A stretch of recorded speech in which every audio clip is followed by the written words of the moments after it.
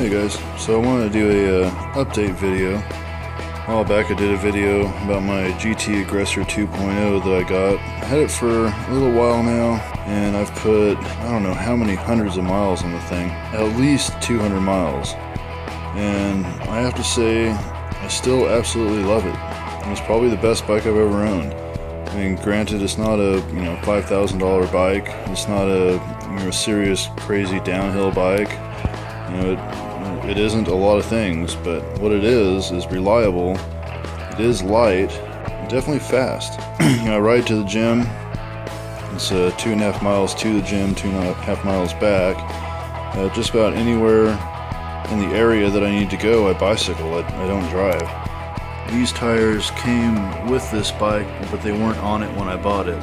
They were extras. Forte Metro 26 by 1.5. And these tires, they're a little bit wet. I was just test riding it. But these tires are awesome. Granted, I've tried a few different tires on this bike. But what I still like about this bike is that when I put these thin tires on it, I can ride on the street, and there's so little resistance that I can fly. I mean, I can fly down the road. There's times where I'm, reaching 28, 30 miles an hour, and I'm really stepping on it. So I mean, I can go anywhere, especially if I keep it in the center ring on the front. I can, go pretty much anywhere without switching. If I am going downhill and I put it into the third ring, I can really haul ass on this bike. Obviously, some of the street bike types are a lot lighter. A lot of them are carbon fiber, things like that, but it's also, several $1,000 bike. So for what it is, for the price, this is an awesome little bike. Technically it's probably a little bit too small for me, but I think that's why I like it. Also, when I bought this bike, it came with these on it. They're Kendas 26 by 2.1. So they're pretty knobby tires. And what I do like about this bike is that I can put these street tires on it and they can haul ass, or I can put these tires on it and go out to the trails and I can climb a 50-degree incline because the gearing is so awesome.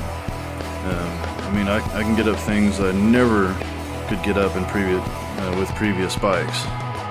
As far as these thin little tires, they don't provide too much cushion. That's why I still like having the shocks in the front. Shocks do take out a lot of bumpiness on the roads. And no, they don't have a lockout. They're probably the cheapest ones that RockShox actually ever made. But the thing is, they say that when you have shocks in the front, it takes at least 20% of your pedaling power away from you, and that is definitely true. If you're really getting on it and pushing it and standing up and pedaling and stuff, then yeah, it absolutely does. You can tell. But the more you ride and the more you stay seated and get used to staying seated and build your power, build your stamina, build your strength, you don't have to stand up and you can pedal consistently, and it doesn't you don't have this motion as much. You have a smooth motion. The more smoothly you pedal, the more power you'll have to the back. And you also figure out ways to kind of lean back more instead of leaning forward, and take more pressure off of the front, and you get rid of a lot of that wobble, a lot of that power loss. It's not going to be 100%, unless you have a solid fork or a lockout, which I don't have either. But with that said, I'd like to introduce you to the newest bike in my family. This is a Cannondale F5, also used. It's torn apart right now. It had a set of RockShox Dart 3s on it. Now when I got the bike, the forks were locked, regardless of whether you turn the lock on or off. So, I test rode it for a while. I got all the gearing set up and all that stuff, and tuned it up basically. Changed a few things out, got it roadworthy again. I put these tires on there. I'll get to that in a minute. So I hit a decent sized bump, and the forks came unlocked. So I tried the lockout, and the lockout still would not work. You know, I was on forums, all kinds of things like that, trying to, you know, get somebody to answer me as to what it could possibly be. Nobody knew. Actually, nobody responded, and it's on one of the bigger forums out there, but nobody responded. So I ended up taking them apart and finding all kinds of broken pieces inside it. Here is my bag of fork. All of the forks, you know, components and craps and things and junks are in this bag right here. Anyway, so I took it apart, took it to one of the bicycle stores, asked them if they could source any of the parts. They called RockShox, and basically, no, they don't make anything for those shocks anymore except for the dust seals, and they don't make any of the internal seals or anything. So we ended up buying a set of solid forks for this bike. We're going to keep the disc brake and keep that wheel, and basically we're just going to eliminate the shocks. And the reason why is because this is my wife's bike, and she's only been to the trails with me one time. So in that time she decided that she didn't like riding on trails. So I got her this bike because I know it will keep up with the GT. But she's not going to be on the trails. We don't do any kind of hard, aggressive riding, so I'm just going to put normal, everyday shocks on it. And you know, the truth is, I can probably still take this bike out to the BMX track and have fun with it, even with solid forks on the front. I would almost guarantee it. And everything else is, you know, can stand up to it. I'm pretty sure it won't be ideal, but you know, whatever. I would actually trust this bike on the BMX track more than I would trust the GT, because it is a little bit beefier. But with that said, they're the same weight. You know, the reason I got this for is I had this other bike over here. It's a Stone Grinder Motive, or Motive, or however you want to say it. And this bike, even with street tires on it, you know, she would be riding it, and she'd be pedaling and pumping as hard as she could to get up to speed, and I'd glide right by her on the GT, coasting. So, you know, she'd be worn out, and I'd be coasting, you know, halfway uphill, and she'd be, you know, pedaling like crazy. Even on flat surfaces, I'd just go right by her. So I decided to get her this because it's a lot better of a bike, you know. And yeah, it's old, it's used, it's whatever, but it's still aluminum, it's still light. I mean, that one's aluminum too, but it's not all that light, and it's big. So this one, with the frame the way it is, I can lower the seat down quite a bit, and she actually fits it quite nicely. So this is hers. We're putting those solid forks on it, and hopefully we can get out riding soon. It'll take a couple days for the forks to come in, and then I'm going to take the whole bike and just have them assemble it. It's not even worth me doing it. And meanwhile, I'm going to have them, you know, check out some other things that I don't really feel like messing with either. But the cool thing about this bike and my GT is it has the thumb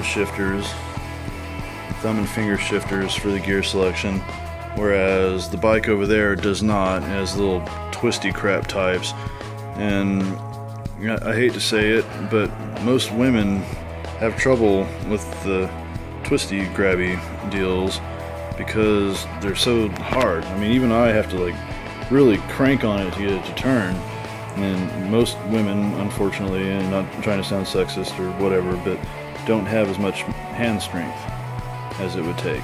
I mean, how many times have you as a woman, if there are any watching, had to ask a man to open a jar? It's just the truth. It's just the truth. So, since that one had the twisty deals on it, it just wasn't worth upgrading. But this has little thumb deals. And the thumb deals make all the difference in the world. So, and you know, the cool thing is too, this bike, even though it isn't worth all that much, is still worth upgrading, still worth fixing and keeping, I think. So back to the tires, since I was mentioning that. These are Changshen tires, sold by Bell. They are a 26 by 1.75, you know, still 45 to 60 psi. And the cool thing about these, I actually almost like these better than the ones that I have on my bike. The only thing is they're a little bit heavier, but they are a lot thicker, so it does have a lot more cushion on the road. So little bumps and rocks and things like that, don't give you nearly as much problem. And also, since they're a little bit wider, they don't really just sink into the grooves on the road. Sometimes you have to be on the sidewalk and go off the sidewalk, and there's a little hole so wide, like a groove. You end up in that groove and nearly losing your shit. So this kind of helps, having a slightly wider tire. And this bike, when it's all put together, rides like a freaking Cadillac. It really does. It's smooth. Whereas this one is not so smooth, partly because of the tires. If I put these other dirt bike tires on there, off-road tires, then it is a lot more smooth. Anyway, those are the 3 bikes that we have right now. Trying to sell that one. Excuse the garage, it is a mess. I'm working on this BMW here for a customer, and I've got his stuff and my tools strung out all over the damn garage. This is another story altogether. I do have a video about this bike, so check out my channel and you can see the video about this bike and what I'm doing to this bike. And I also have one about my car. Yeah, I need to do another one about the car. Anyway, that's about it for now. I'll post another video when I have some new forks or something else. Oh yeah, something else to say. At the bike store today, I finally broke down and got some bar ends. Oh God, I've been wanting these forever, and I finally did it.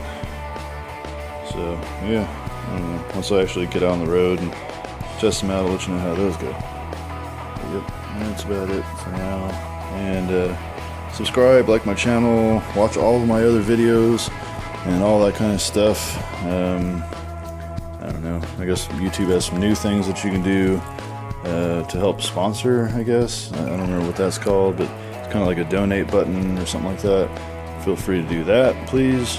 And I will see you in the next video. Thank you. Bye.